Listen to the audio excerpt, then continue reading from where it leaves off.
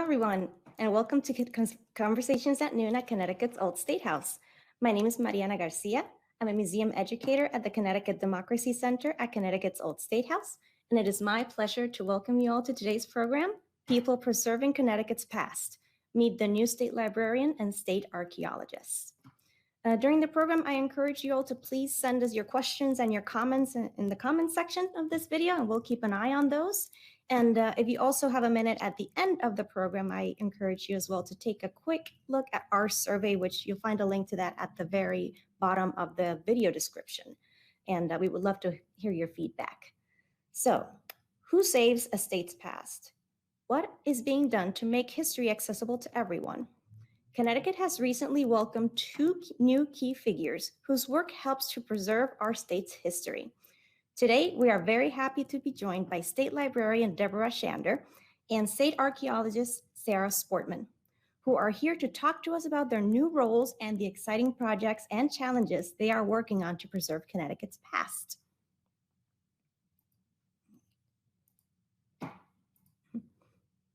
Sarah Sportman became Connecticut State Archaeologist in 2020.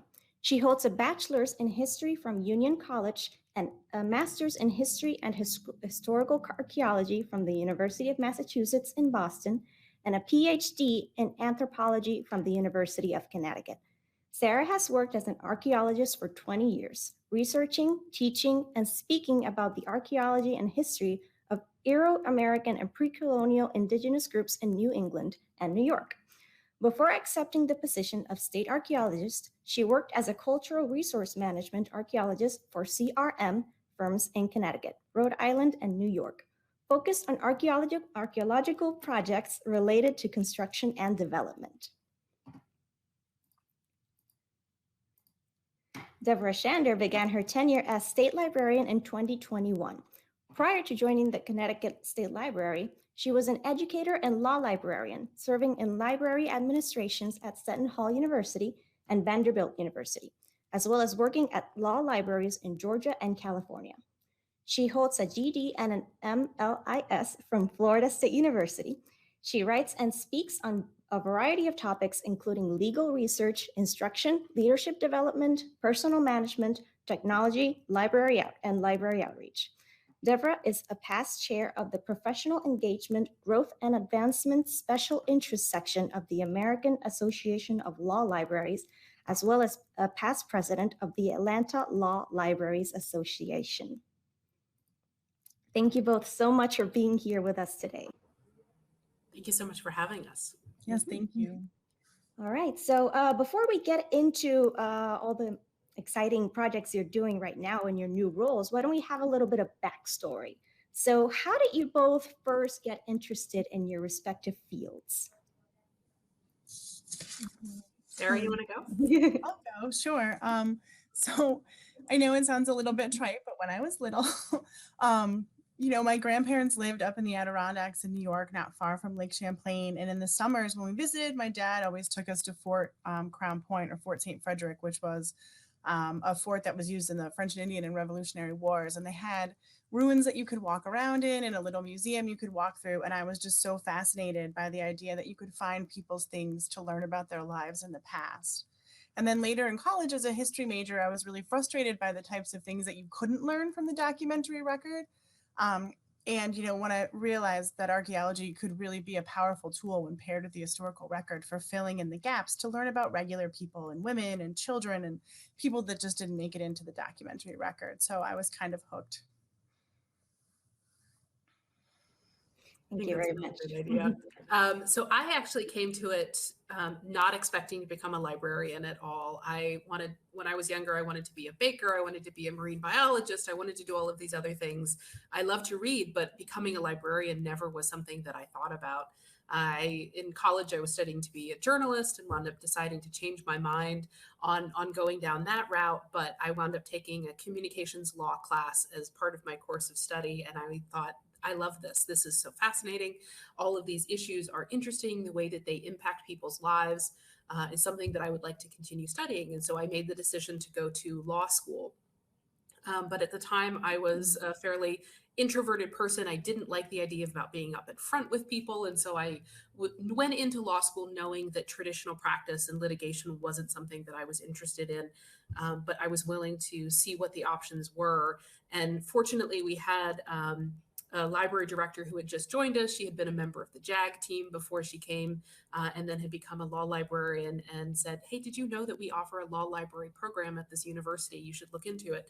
And so it was a really wonderful way to blend together my academic interests, what I wanted to study and spend my time doing, with the ability to become a librarian and do the work there and learn to be upfront. And I wound up becoming a teacher for many years. And so it became this really rich, rewarding opportunity to not only keep in the academic side of things, but to contribute to the profession in a way that not everybody is able to do. So that was my path to it.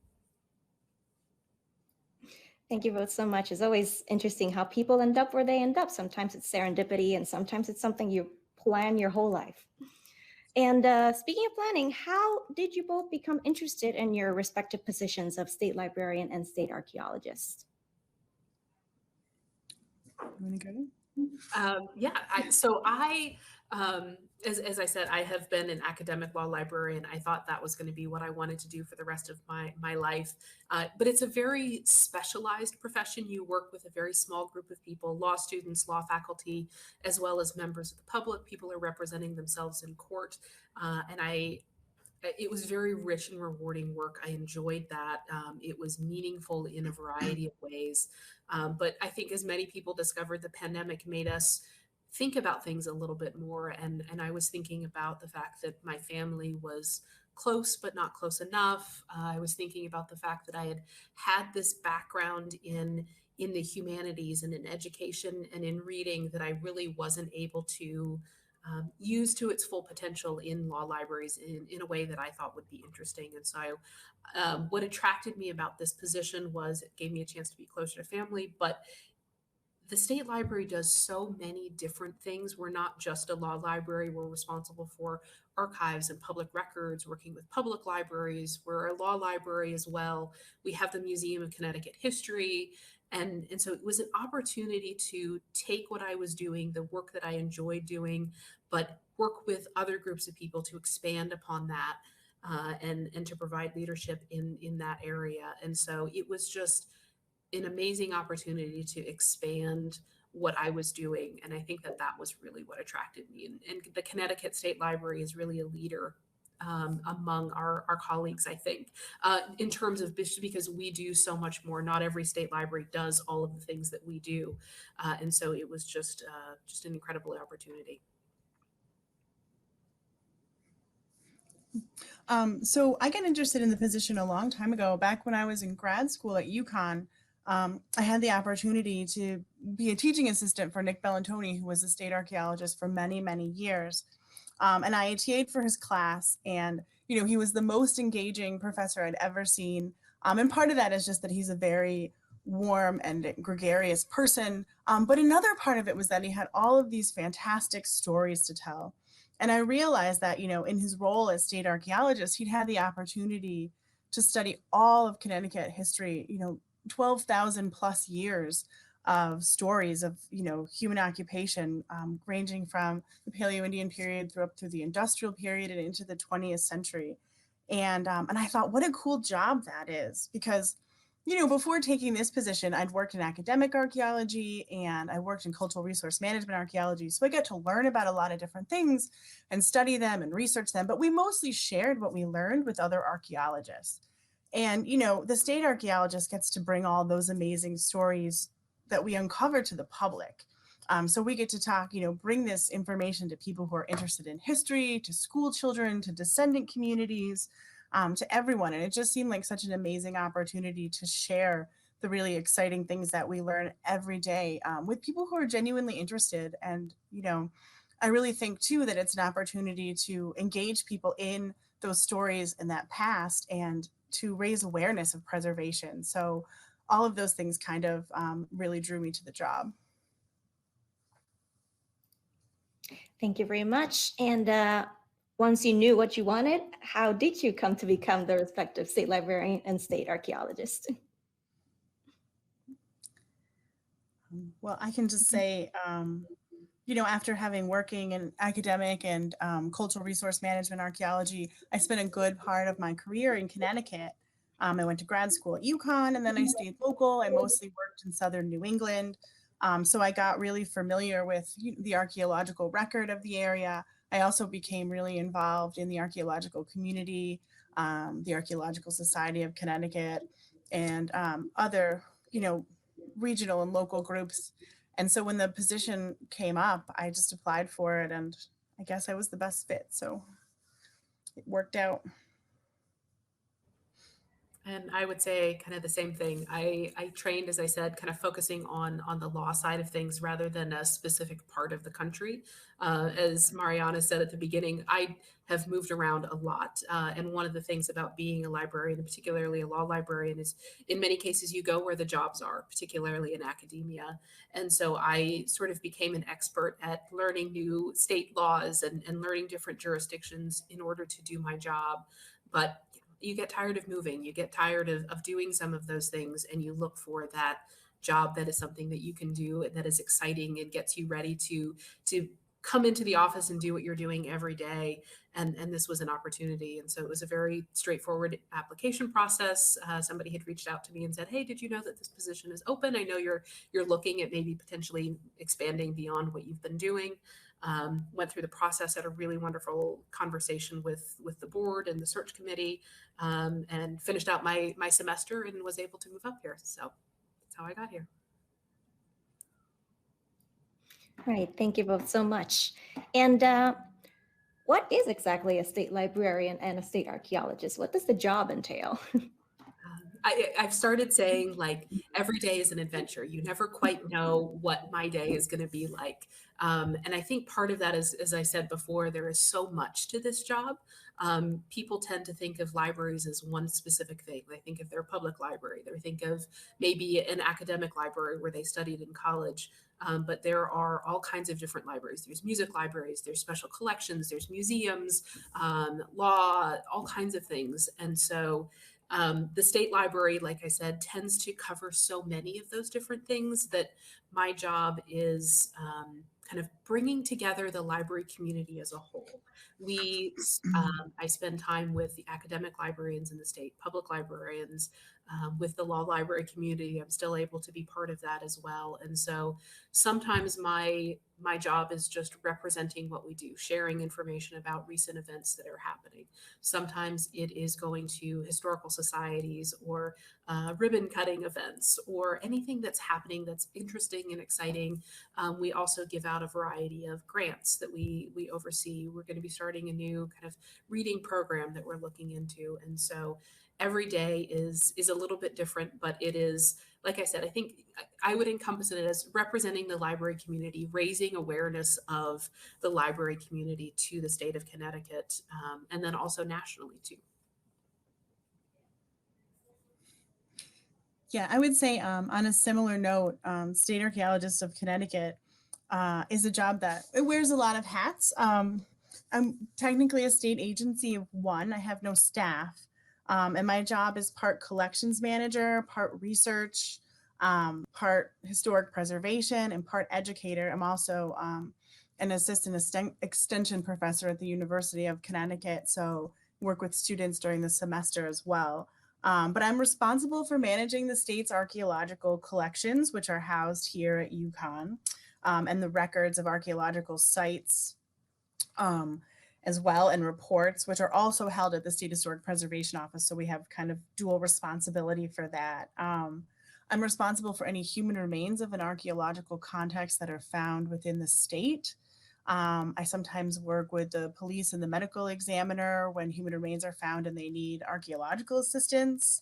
I work with towns, developers, Native American communities, archaeologists, historical societies, and members of the public to conduct and facilitate archaeological research and historic preservation in different areas. And yeah, I mean, there's never a dull moment. There's always something new. And I learn something new every day. So it's been really fun and really exciting to take this on. Thank you both so much. And, for the longest time, I had no idea that we had a state librarian and a state archaeologist here in Connecticut. So, how and why were these two positions created? Sure. I can speak to that in terms of state archaeology. The position was initially created back in the 1960s due to concerns about a loss of archaeological resources due to development and infrastructure projects like roads and highways and new housing and things like that. People started to recognize that as all of this stuff was being built, that we were losing a lot of important archaeological sites. Back then, the state archaeologist was just the archaeologist who was on the faculty at UConn at a given time in the anthropology department. And the job largely involved going out and salvaging archaeological materials that were being destroyed basically in real time. It was hard to collect a lot of information and data and really say a lot about that stuff. It was more about just getting it out of the ground and putting it into collections. It also involved managing the Bull collection, which was a massive private collection that was donated to UConn. It's Native American materials from all over Connecticut that were collected, a very long time ago, and oftentimes not under the best of circumstances.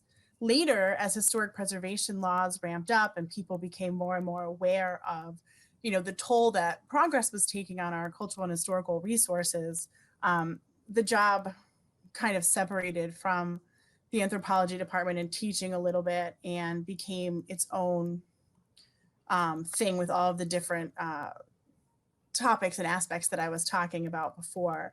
So, people became more aware that there were more complicated issues involved with archaeology rather than just collecting things and putting them in boxes. It was one, learning to say something about them. What did they mean? What did they tell us about the past?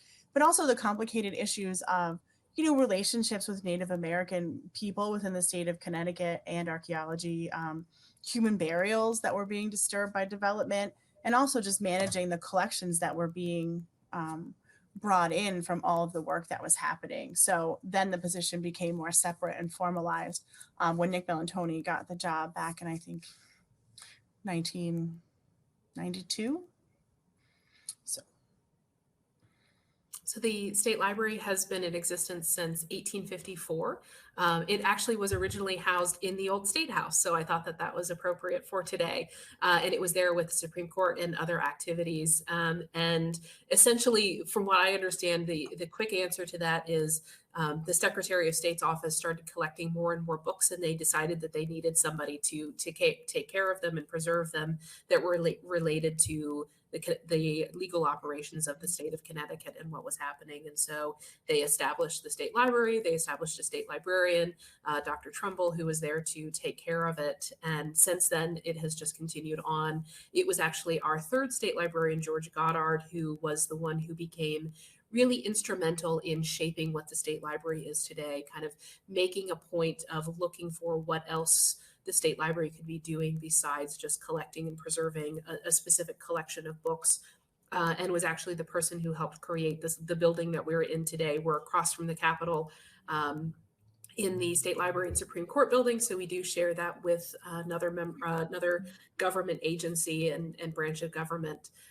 But it was instrumental in kind of the creation of that.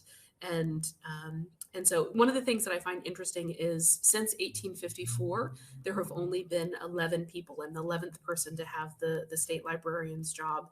And if you look at the record of people, that clearly many of them stayed for decades. And I think that that's a testament to the work that we do and the interest that there is in this role and the way that it can be professionally interesting, but also the role that it plays in preserving the state's history.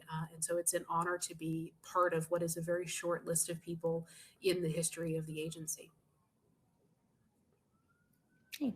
Thank you both so much. And speaking of your predecessors, I do believe that both Deborah and Sarah are the first women to have held these positions. How do you feel about being the first women in your roles, and what do you hope it means for your fields? I think it's really exciting. It's funny because I have been extremely lucky myself that I've never really felt like my career or my opportunities were limited because I was a woman. I think I was just lucky. I know that that's not the case for everyone who is a colleague or somebody who is growing up today. And certainly in the past, that was not the case. And so for me, it didn't feel quite so momentous, I think, but I also understand that it is a very momentous thing. And I think it means a lot to other people. And I think that that's what I really take seriously, is the chance to demonstrate to other young women that this is an opportunity, that this is something that is available to them, that they can have a position like this. And it doesn't have to be the state librarian or state archaeologist, but there are so many positions in which there have never been women in those positions before. It's just been men. And so I think that there is, I take seriously the chance to show that to other people. I was in the Governor's Summer Reading Challenge a couple of weeks ago, and I was introducing myself to a group of school students. And that was an instance where I thought it was important to point it out because of the audience.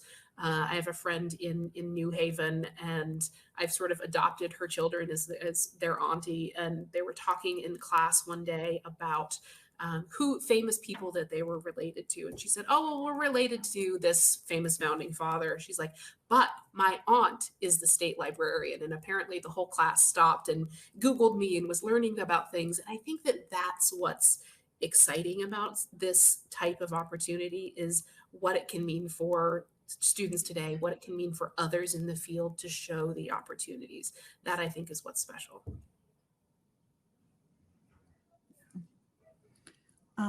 I think much in the way that Deborah was saying, there are a lot of women in archaeology, and there have been for decades. So on the one hand, it doesn't seem like a big deal. New York has a female state archaeologist. Massachusetts and Vermont had them in the 80s. But it's still an important milestone. And it does sometimes bring, being a woman in this position brings different perspectives to the job, I think, and also different challenges. I'm not saying that there is still, I think, a degree of sexism in archaeology, not so much in the field itself, but, we often tend to work with people in archaeology and other kind of more male-dominated fields like engineering and construction and things like that. So, over the last year, there's been several occasions that I've been out in the field and people will just sort of assume that I'm the state archaeologist assistant. And since I don't have a staff, I work with a lot of volunteers, and a lot of them are older, retired people. A lot of them are men. And there's been numerous occasions where someone has just assumed that one of them is the state archaeologist. And then, I have to correct them, and we're all a bit embarrassed. But I do think that it's important to have, this role, one as a role model, for girls, like Deborah was saying, and for boys too, to make them understand, to make it very clear that anybody can do anything, and that we shouldn't be held back by any aspect of our identity if we want to achieve something. But I also think that, you can bring different kind of perspectives to the position, and women bring different perspectives to archaeology than men, and maybe ask different types of questions and think about things in different ways. So I think it's useful for being able to put maybe a new spin on some old stories too, that can be maybe provide us with some new information about the past. Right. Thank you both so much. So let's start getting into more into the nitty gritty of your new roles. So how has being a state employee changed the way that you approach your job, if at all? I would say that it has changed it in some ways for me, because, when you work as an academic archaeologist, you pursue research topics and projects that are of interest to you or that are of importance to the field at large. And then working in cultural resources management, which is the kind of professional archaeology that's done prior to development, you basically work on whatever projects fall within the project area, whatever's going to be disturbed by the road or the house or the building. And you don't have a lot of leeway in what you get, you don't get to pick. But now, as a state employee and as a state archaeologist, part of my job is to bring interesting and important Connecticut stories and Connecticut history to the public. So, to raise awareness about our amazing archaeological resources. So I've really taken a very kind of Connecticut focused look at everything now. I think about things through the lens of Connecticut, in terms of Connecticut's landscape, Connecticut's history, Connecticut's people, and how the archaeology relates back to that story, the story of us as a state. So, I think it has changed the way I think about things quite a bit. I would absolutely agree with that. One of the side effects of moving on a regular basis and living in a lot of different areas and states is you sort of don't put down roots in places. You expect that you're not going to be there that long. You don't really become a member of the community if you're not really aware of what's happening in the state or in your local area. It's probably okay. It's not really impacting the work that you're doing on a daily basis. Whereas as a state employee, as somebody who, as Sarah said, I think about how this is affecting Connecticut residents. I'm thinking specifically about our population. What are the issues within the state of Connecticut? And I'm also conscious of the fact that I'm not originally from Connecticut. So many people that I work with are, but I'm having to play catch up on a lot of those things. The history of Connecticut, the history of the legal community, the history of our cultural heritage sites. All of these things, there's not information. It's information I didn't learn in school. I learned other places. And so I sort of set myself on this course of study to catch up on information that other people already have in their pockets. And so that, I think, has been part of it. And it has also been interesting. Sarah may have this kind of the same experience, but as a state employee, because of the fact that I'm the head of an agency, I am an extremely minor public figure now. And so I have to be a little more conscious of the way that, for example, my social media and online presence is. I was never particularly interesting in those kinds of things anyway, but I do need to be careful and thoughtful about how I am portraying myself in that way, because there are more eyes on me than there have been in the past. So I think those are probably the two main ways that it's changed the way I work. Great, thank you so much. And I'm so glad you both mentioned the hyper focus that you're having on Connecticut history and Connecticut heritage, because that segues beautifully into my next question.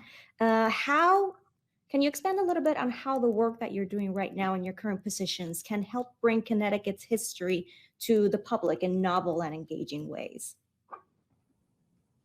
Yeah, so I think that this is a really good conversation. Sarah talked at the beginning how, we're at the library, we're really about kind of preserving that documentary history. I'm not coming up with the right word, but we are about preserving specific stories.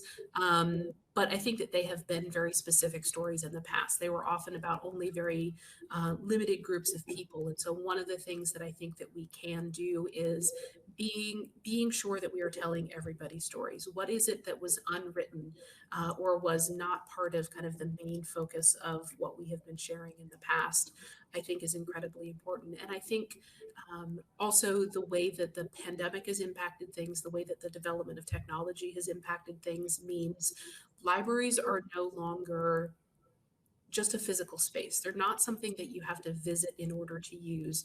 They are resources, they are services, they're programs that you can access from anywhere. And so we have a much broader scope and audience of people that we can reach. There are people across the country, across the world, who are interested in topics about Connecticut that may not have ever been able to visit or really engage with those in a way that we can now. And so I think that one of the things that we should be very conscious of is thinking about that audience and how we can be connecting with people, how are we using technology, what are we digitizing, what are we choosing to not digitize, and what does that mean for researchers who are interested in the history of Connecticut.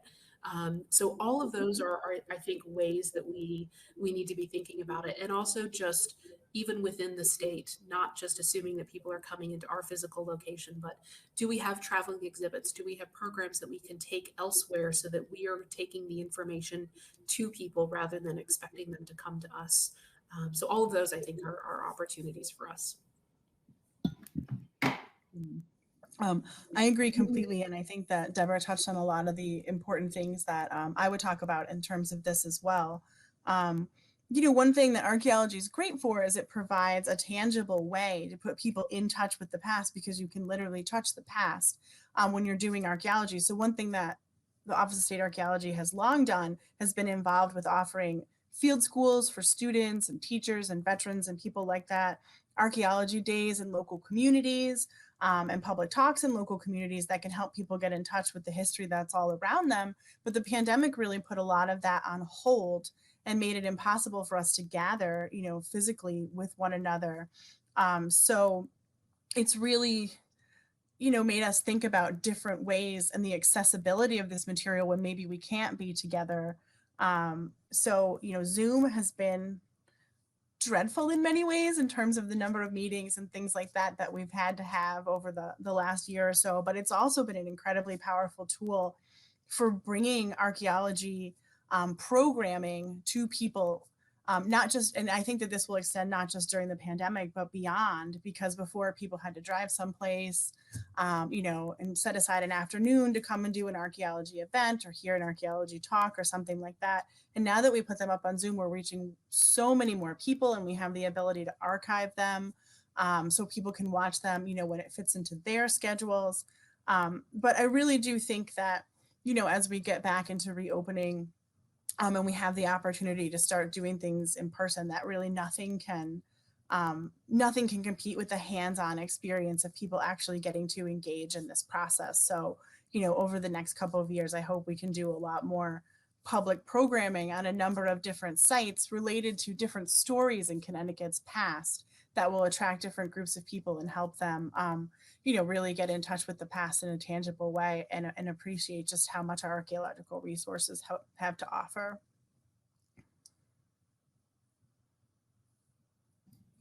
Thank you both so much. And Deborah, here's a question specifically for you. What do you hope the State Library will achieve in the next couple of years, say 5 years? And also a separate question that I'm sure you're tired of answering, but why are libraries so important? That is several great questions. So it's interesting that you say 5 years, because one of the things that we're already talking about at the State Library, we're talking about this statewide, and Sarah, I think, is on some meetings about this as well, is the 250th anniversary of our country is in 5 years. And so people are already talking about, how are we going to be celebrating that event? How are we going to be sharing that information? What are the stories that we want to be talking about this time? And so I think that that is absolutely something that we're going to be seeing more and more of. And the State Library is privileged to be part of those conversations and part of the events that are happening. So that is definitely something that we're going to be thinking about a lot. One of the things that I think we absolutely need to address, and it's not just Connecticut, it's not just us, is the prevalence of born digital information. So people are creating documents and putting things up online that you historically would have printed in a book, or it would have been a report and would have been added into a physical collection. Now we have email. There is so much about not only our daily lives, but our government, about the operations within the state, which is what we are here to preserve, that are created in formats that we don't have the infrastructure to really preserve in a way that we need to be doing for long-term preservation.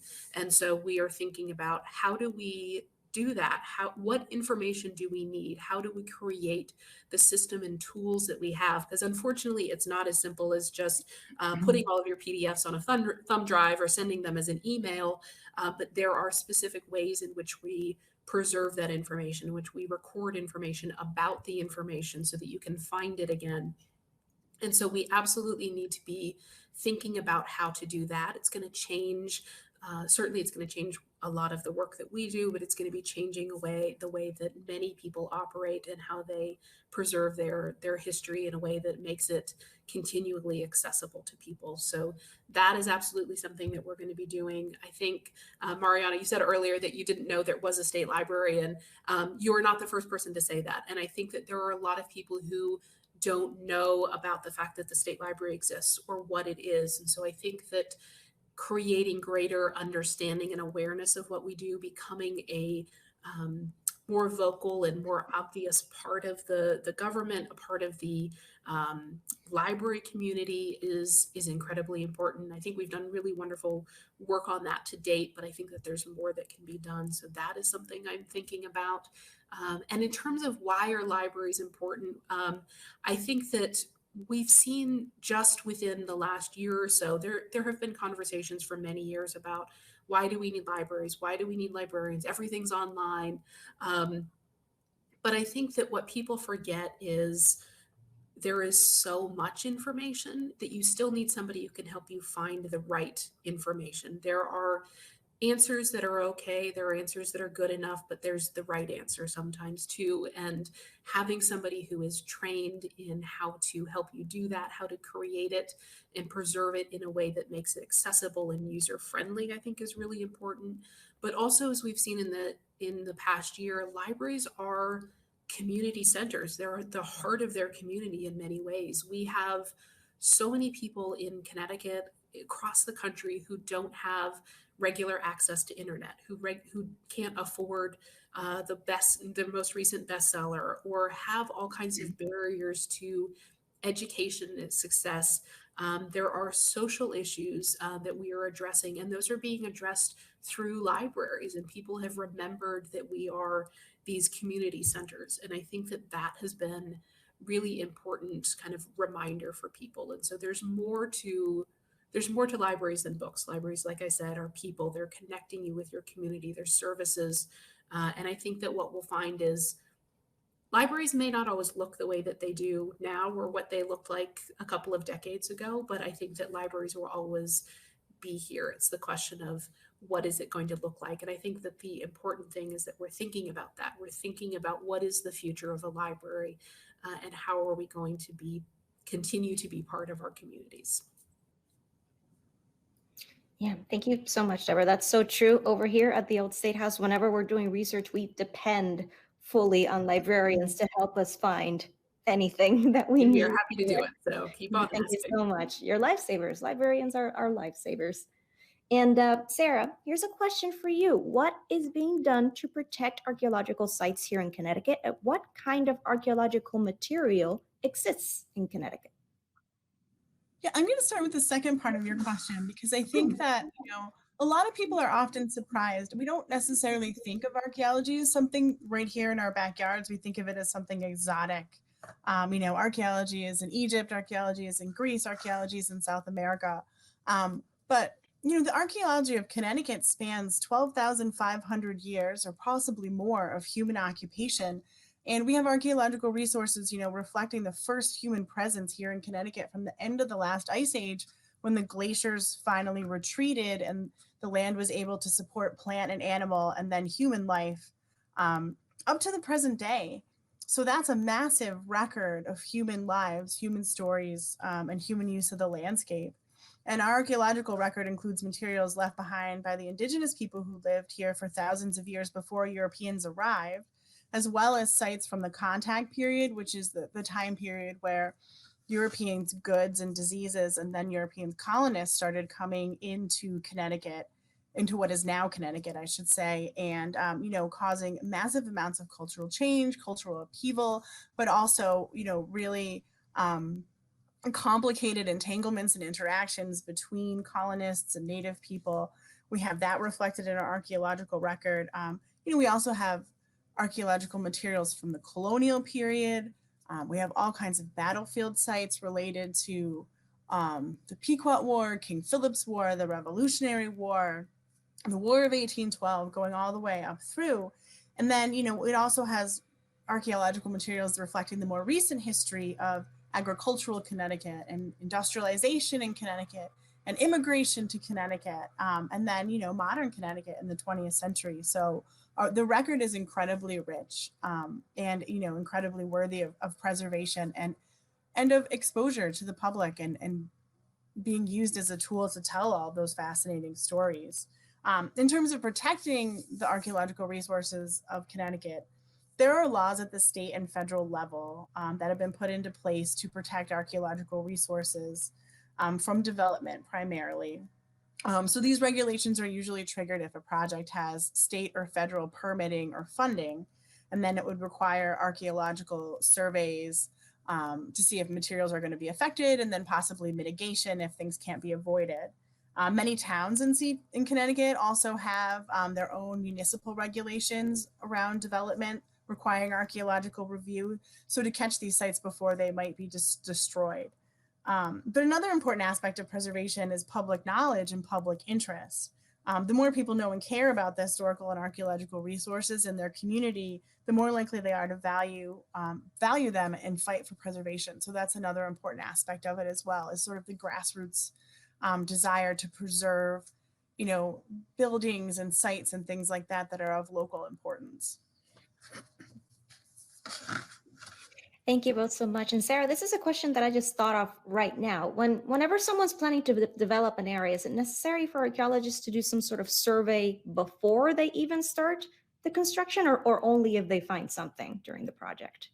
No, oftentimes it's required beforehand, and that it has to do with a lot of where the funding for the project is coming from and what kind of permits are involved. But many projects, particularly large-scale projects, require archaeological review and archaeological survey. So a lot of that is done through the State Historic Preservation Office. They're the ones that review project areas and decide if a survey needs to be conducted, for the most part in Connecticut. All right, thank you. And here's a fun question. How do you believe that archaeology and libraries can complement each other in your work? I think that's a really great question. We talked a little bit about this before, about libraries are the repository for all kinds of important information. And that information from the archaeological perspective is crucial to contextualizing what we find in the archaeological record. So I'm talking about things like primary documents, historical texts, ethnographic texts, things that provide a little bit more background information about the period that we're studying or the people that we're interested in. And then archaeology, in turn, fills in the gaps in those records by giving us the intimate details of people's day-to-day lives, what they wore, what they ate, what their houses looked like, things like that. So I think that together, that combined body of information can tell really rich stories about the past, much richer than either can alone. But libraries are also important places for bringing archaeology to the public, I think. They're often important places in local communities. They often host things like lectures and exhibits, and, sometimes artifact days and things like that. So that's a great location, too, for bringing people, bringing archaeology into communities.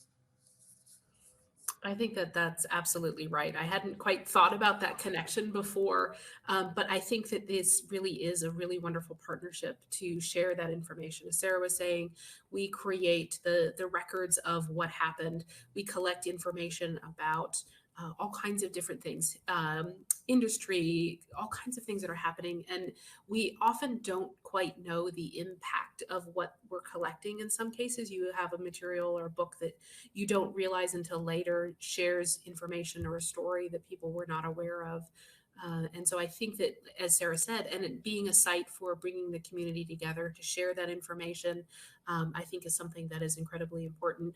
I don't know if Sarah remembers this. I think we're about the same age, but when I was in, I think, middle school, there was a series of books that was put out by Scholastic that you could get through the Book of the Month Club, and it was all about different archaeological digs across the world. And there was one about raising the Titanic, or about looking into the Titanic and the Bismarck and Vesuvius.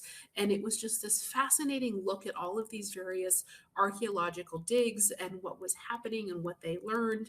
And it was also about creating and connecting the stories of the people who were impacted by it, looking at the documentary record of those events and what led to it and what has happened since then. I still have those books because I just remember how amazing it was to be able to see that in a context and information that I had no idea about, in particularly because of those different types of digs and the work that was being done. And so I think that the partnership is a really fantastic one to kind of join together to create a whole picture to what happened in our past. Right. Thank you both so much. And we just got a comment on Facebook about this, actually. Laura Smith says, you can find the archaeological surveys that Sarah was talking about earlier at the Yukon Archives. So that's another way that archaeology and libraries always are connected. Let's see, running a little short on time and I still have a lot of questions for you. Let me see which one. What projects are you both most excited about? I think one of them, I'm definitely very excited about the America 250 conversations. I think because certainly within the state library, we are talking about, as I've said kind of before, what are the stories that we want to tell? What are the people that we maybe weren't included in the last celebration? And how are we going to be doing that? I think that is something that's going to be really exciting. And one of the things that I found really wonderful about Connecticut is there is this rich interest and awareness of the need for partnership, that we're not just the state archaeologist's office, the state library, the various museums that are working separately. There is a wonderful interest in partnering with each other, and how can we merge our interests and merge our collections in a way that helps us create and share that complete story or record of what has happened. And so I think that that is very much something that I'm excited about seeing coming down the road. I think that we have some other opportunities for this is my first chance to work with a museum. And so I think that we have some really wonderful opportunities for how we are going to be doing that, and partnerships. I know I've been in conversations with the Old State House about ways that we can continue to do some partnerships for programming and exhibits moving forward. So those are a couple of the things that I am excited about for right now.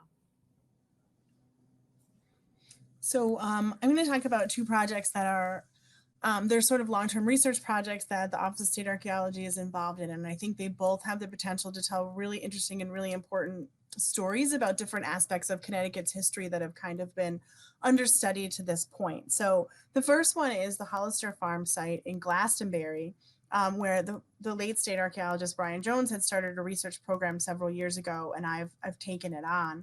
This is a mid-17th century farm complex on what would have been the outskirts of Connecticut Colony in the 17th century. The land was owned by John Hollister, who lived in Wethersfield, and it was first farmed by a tenant family, the Gilberts, and then after 1665 by Hollister's son, John Jr.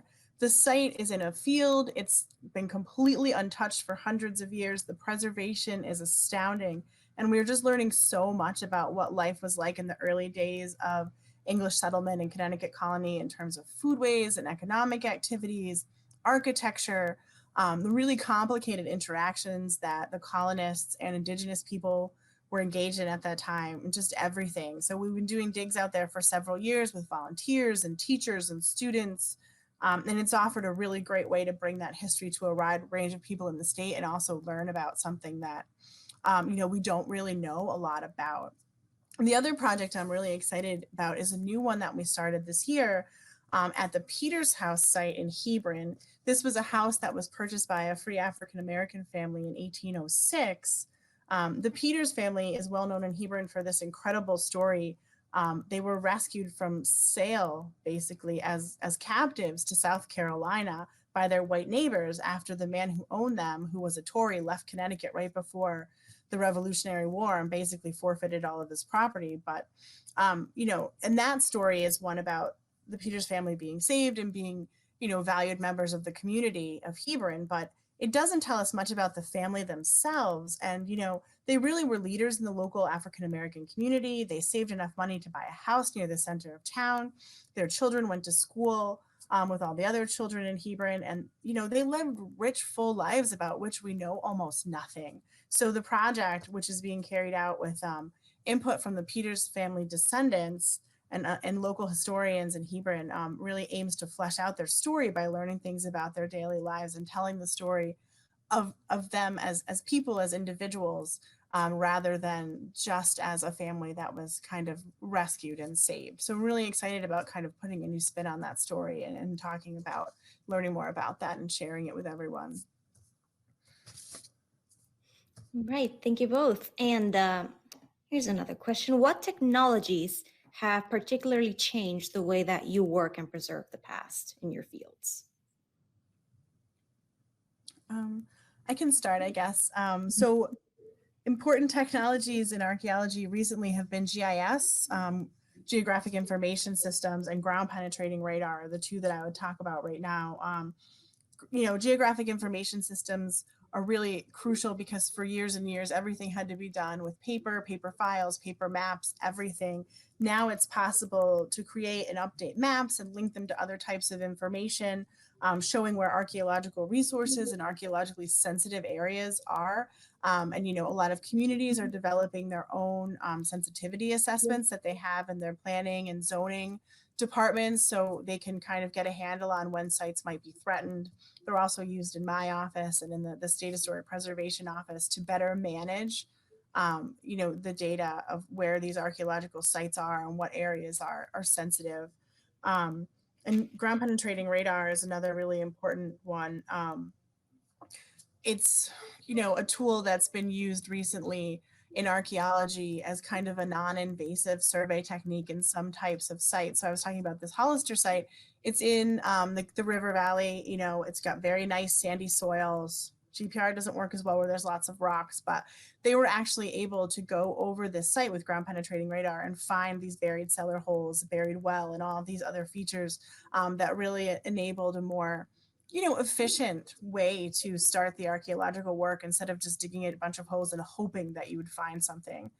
So that's been really important as well. And another one, I guess I would say, would be metal detectors.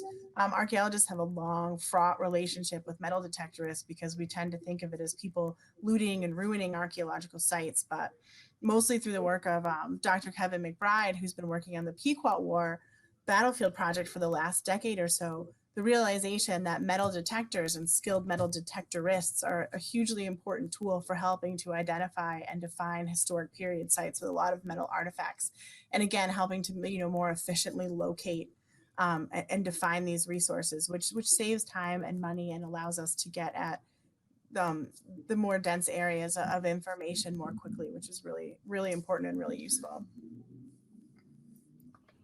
And I would say, I was thinking about this question as well, and I think that there are absolutely things like the scanners that we use to digitize information, the way that we preserve it and keep the records, the fact that we have cloud storage for many things, and the cost of technology has gone down and it's allowed us to do more. But I think the thing that has really impacted library work in this area is actually just the fact that technology is so prevalent for everyday person. The access and use of it is just so easy.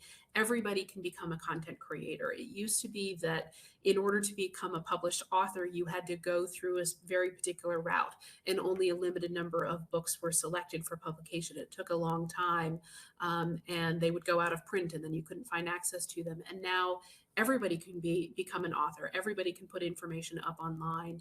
And then also just the ease with which we can create electronic materials, the emails that we create, the documents that we create, all of our videos and tweets, and everything that we can do with it has become an explosion of information. And so trying to preserve that as a library, as somebody who is thinking about how to keep records of that, is absolutely impacting what we're doing. And so I think that it's not just some specific technologies, but just the prevalence, the ease of use, the cost of technology that has changed the way that we do our work in ways that are just beyond just one particular tool. All right, thank you both so much. Yeah, I feel like we've entered an era where technology is just changing everything so fast. Like, it opens up a lot of venues and it opens up the world pretty much for all of us. But at the same time, it's becoming a little bit harder to keep up with it. Yes. But, especially this last year, we have been completely dependent on technology to do our jobs. Here's a bit of a longer question. There have been a lot of debate recently about how we record, interpret, and disseminate history and the lost or hidden stories of people of color and other historically disadvantaged groups. How do you address these topics in your current position? And has the dialogue surrounding these topics over the last few years changed anything about the way you do your job? I think that is a really important question. We have definitely been thinking about that. It impacts us in a number of different ways. So one of them is the terminology that we use. So for example, you're used to being able to type search words into a catalog record or into a database in order to find information. And the way that those records were, the index terms, the terminology that we used reflected the times in many cases. And so the terms that maybe were used in the past are terms that we would find offensive or inappropriate now. And so we need to be thinking about how do we update the terminology that we use so that we are mindful of those things. But you also have to acknowledge that that is how the terminology was used in the past. And so how do you still help people find those materials while you're doing that? And so you might have to not only change the terminology, or you might have to say the research that you're doing is related to terminology that somebody might find offensive or inaccurate. And you need to be aware of that as you are doing your research. But you can't just erase that terminology, because then you're erasing the history of the fact that that happened and was an event and needed to be discussed as a culture. And so you have to tread the line between providing information and trying to make people aware of the issues while also acknowledging the fact that we have had those things happen in the past and what we have learned from them. So that's one way that it's impacting what we're doing. It's impacting other things that we're working on. So for example, we have put together several grant applications that are helping us to look specifically into cultures, minority cultures who had maybe not been the focus of research in the past. And there is a lot of interest in this because there has been a lot of interest in this nationwide in the world about these issues. And so there is a lot of money available for these things. And so we want to take advantage of it because we want to be able to do that research and provide that information for people.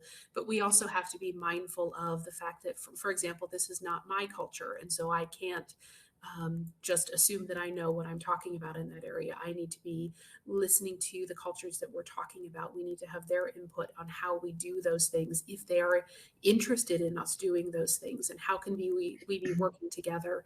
And we don't want to be seen as people who are doing these projects simply because, well, we got money for it, because that shouldn't be our motivation. And so treading the line on those questions as well, I think, is something that is interesting. And then just staff training, staff understanding of these issues, and the conversations that need to be happening internally as well as externally, so that we can be comfortable talking about these things and the role that they have played, the impact that these decisions have had on our history, I think, is really important. I gave some testimony to the legislature a couple of months ago that was talking about race-related restrictive covenants.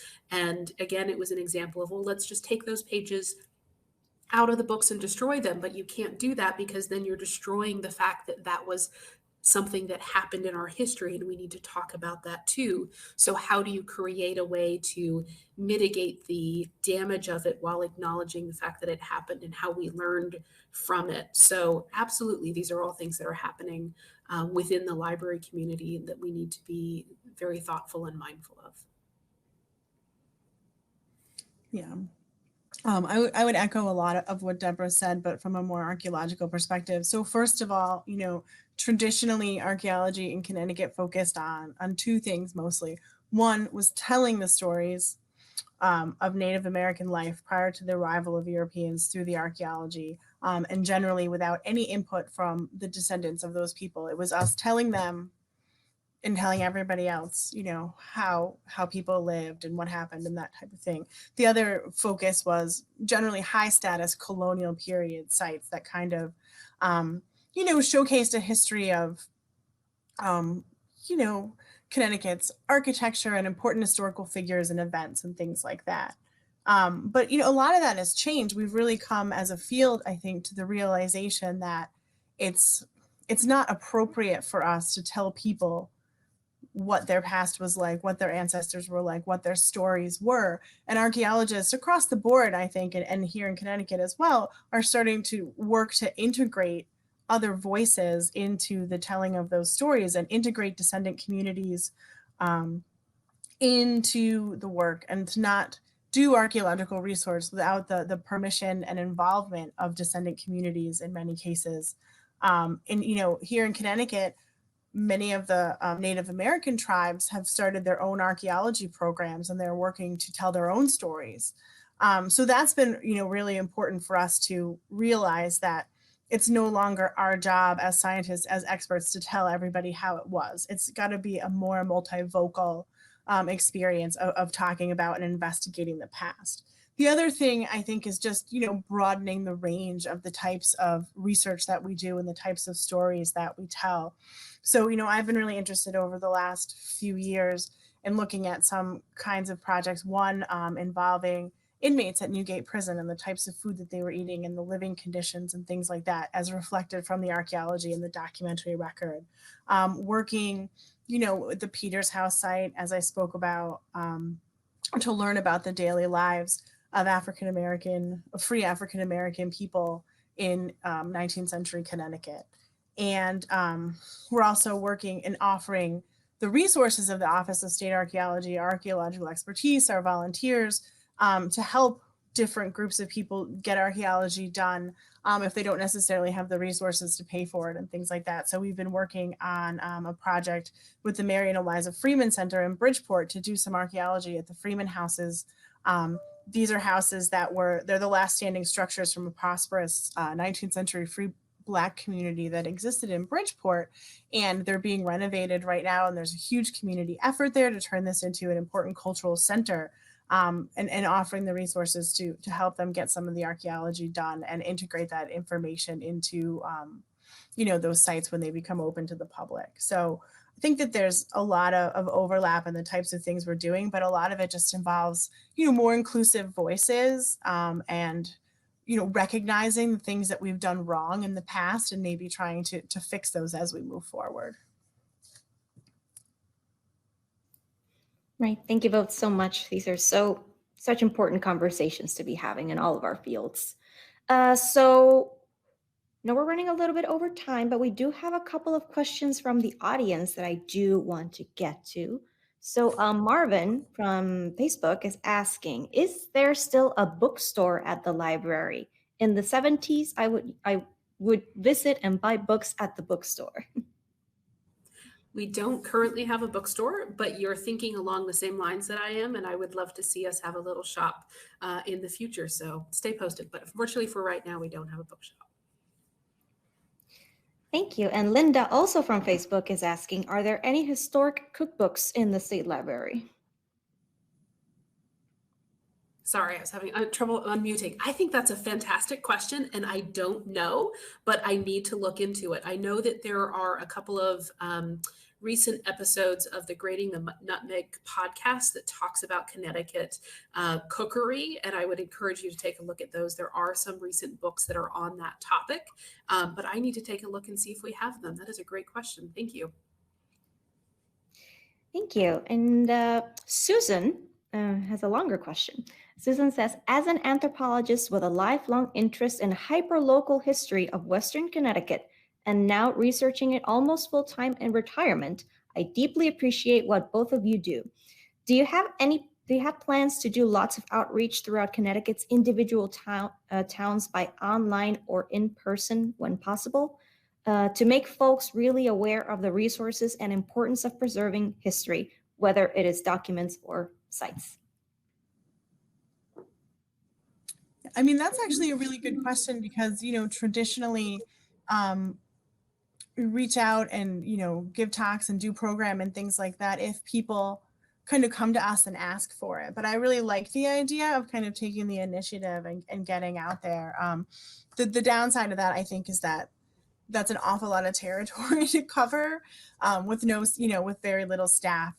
But it might be, possible to do regional topics or presentations, especially now that we can open things up more in terms of Zoom and other online avenues that would let more people, see those things.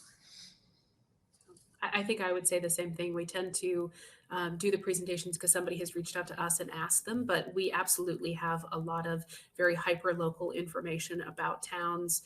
There are survey maps. There are all kinds of things that we have. We have probate records. We have other court records, newspapers from different locations. And I like the idea of being proactive and thinking about that. So that's a good one to think about. So thank you. All right, well, I think that's all the questions we have right now, unless I'm missing one, maybe from YouTube. Let me see. No, I think that's it.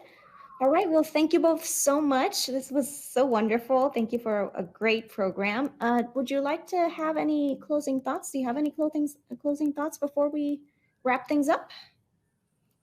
I would just say thank you to everybody for joining us today. I think this has been a really wonderful conversation. Thank you to MARIANA for putting it together and the really wonderful the questions that we had. And I would say I would just encourage you to check out the State Library, think about what we have, and reach out to us, because I think that this has been hopefully just the start of a conversation. So thank you. Yeah, and I would just say, thank you very much for everybody who tuned in today. And for your interest. And for those of you who might be interested in getting more involved with the archaeology of Connecticut, there are a couple of really great organizations that you can get involved with. One is the Archaeological Society of Connecticut, which hosts annual meetings and has a journal every year with different articles about the archaeology of Connecticut. The other is the Friends of the Office of State Archaeology, which is the nonprofit group that supports my office in terms of volunteers for archaeological projects and educational outreach activities and things like that. So if you're interested, both of those are great ways to get more involved in archaeology. And I'm going to add one thing, that Sarah and I are both involved in a project that's called Digging into History. It's something that's sponsored by the State Library. And a couple of years ago, it took students from Connecticut over to France to do a dig there on a World War I site. And we're hoping to do something similar, bring French students here next summer to work on a Connecticut site. So if you're a high school age student or know somebody who is high school age and is interested in that kind of thing, we're going to be opening that up for applications. So we hope you'll keep an eye out for that. Thank you. That all sounds like super cool programs. Thank you so much. So before we log off, I would just like to take a quick minute to let everybody know about some upcoming programs here at Connecticut's Old State House. On Tuesday, June the 22nd at noon, we have our next conversation at noon, Historic Preservation and Diversity. We have a very large panel with lots of people to talk about how they're preserving Connecticut and making sure we tell the most diverse stories that we can. And also, I would like to let everybody know that we have started our farmers market, our summer farmers market, which are open every Tuesdays and Fridays from 10 a.m. to 2 p.m. So if you'd like to get some fresh produce and fresh veggies here in downtown Hartford, come check us out. And also our summer concert series will be starting this Friday with Mass Confusion. This event will be at noon as well. And it will also be streamed on our Facebook and YouTube pages if you can't make it in person. So that is all. Thank you so much, everybody, for joining us. Thank you, Deborah and Sarah, again, for a really good conversation. And I hope everybody has a wonderful rest of your day. Thank you.